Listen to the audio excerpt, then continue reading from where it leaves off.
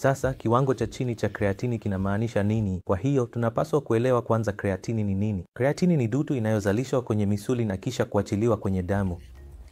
Kwa hiyo kiwango chako cha kreatini huwa kinahusiana moja kwa moja na kiasi cha misuli ulichonacho.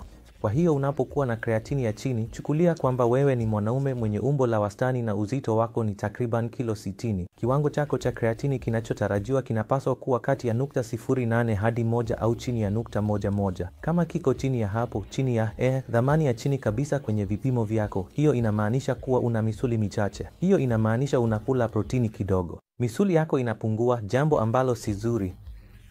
Kwa muda mrefu unapofanya hivi, misuli yako inapopungua na kreatini yako kushuka, kunaweza kuwa na kiwango fulani cha uvimbe mwilini, ambayo ina maana kwamba hauna lishe bora na unaweza kupata maambukizi kwa urahisi zaidi.